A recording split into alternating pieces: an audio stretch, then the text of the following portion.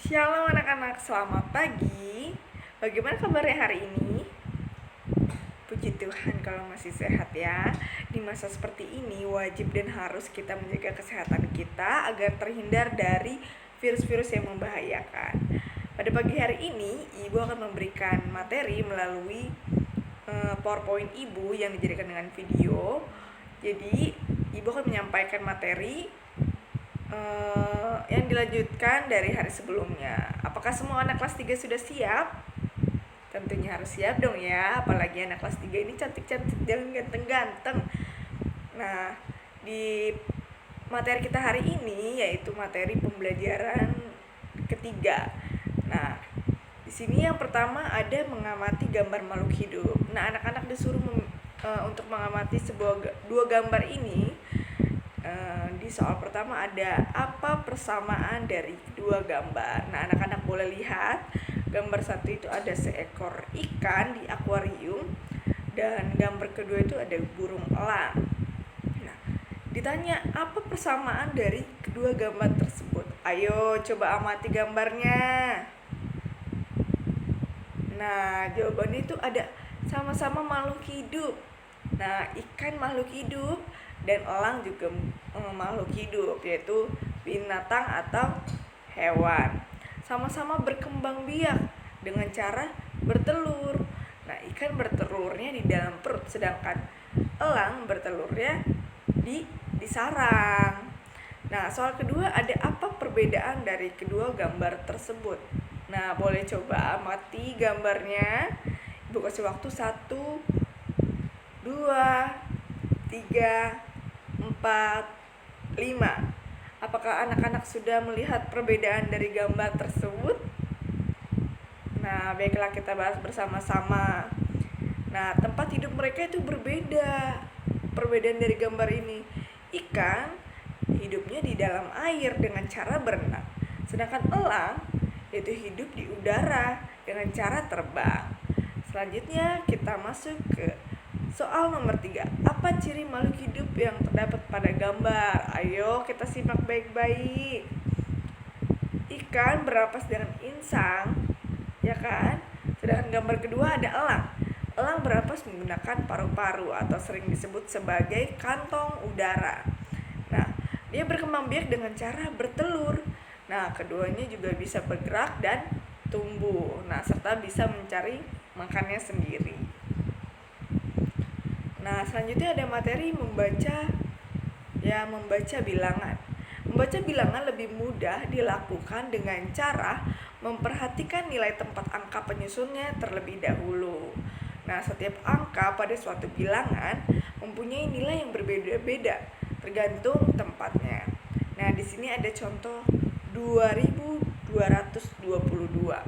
Nah, di dua pertama itu menempati tempat ribuan, nilainya adalah 2000. Yang kedua ada menempati tempat ratusan, nilainya 200. Nah, yang dua ketiga itu menempatkan tempat puluhan. Nah, nilainya adalah 20. Sedangkan yang paling terakhir ada dua yang menempati tempatnya satuan dengan nilainya adalah 2. Jadi dibacanya yaitu 2222.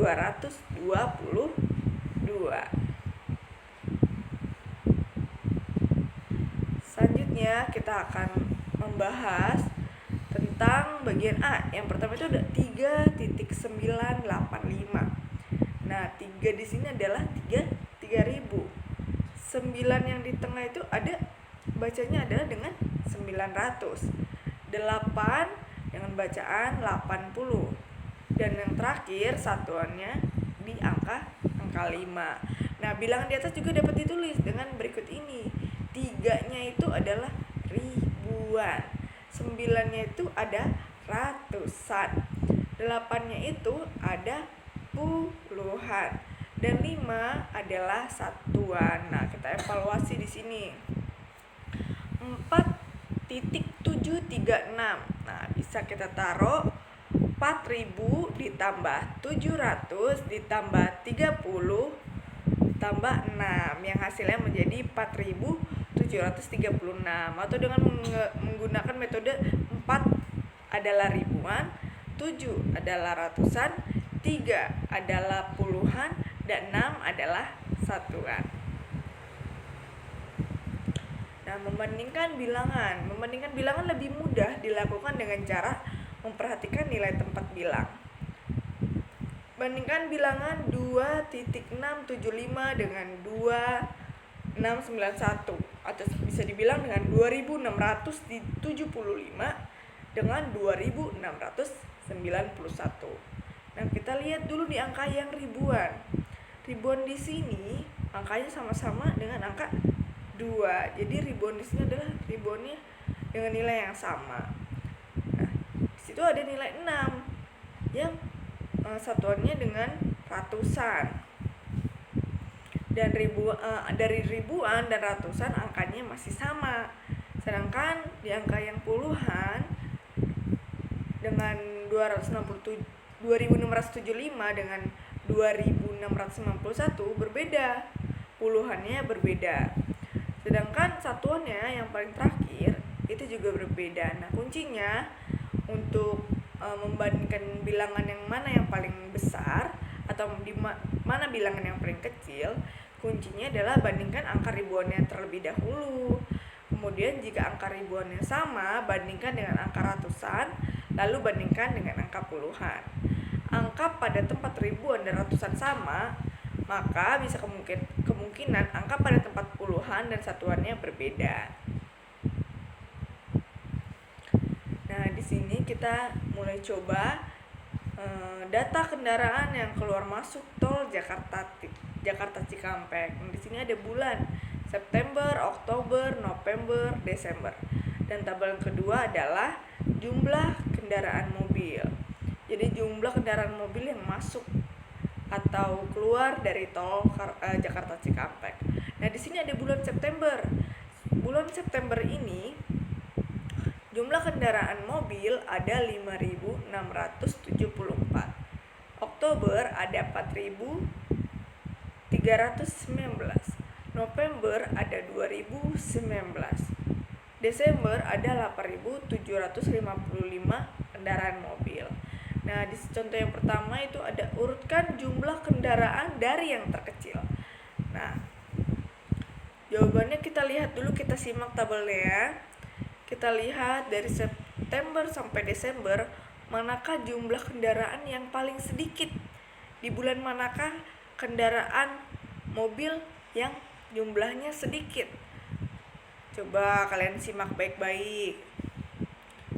Nah, betul, yang pertama itu ada di bulan November yang jumlah kendaraannya adalah 2019. Lalu yang menempati posisi kedua terkecil ada di bulan mana? Coba kita perhatikan. Dari 2 yang paling besar ribuannya kemudian ke angka 4 di bulan Oktober. Nah, jumlah kendaraan yang terkecil kedua yaitu 4.319. Dan terkecil ketiga itu ada di bulan September yaitu 5.674.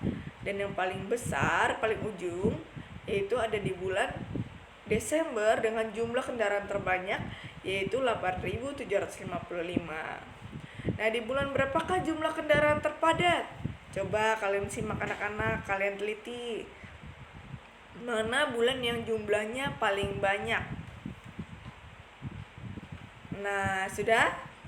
Nah, jumlah kendaraan yang paling banyak pada bulan Desember dengan total jumlah kendaraan mobil yaitu 8.755.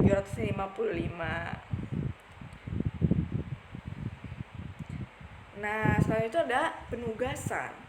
Nah, penugasan ini mengerjakan latihan soal dari buku paket 3A halaman 22 sampai 23.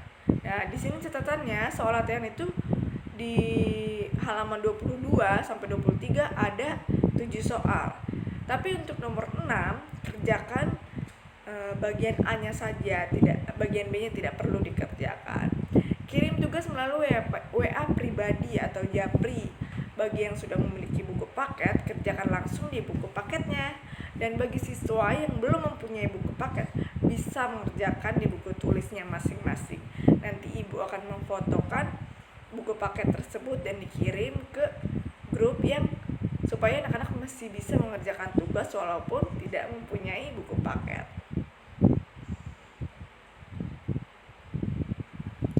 Sekian dulu ya video kita hari ini. Semoga anak-anak sehat selalu dan tetap semangat belajar. Terima kasih dan sampai jumpa. Shalom.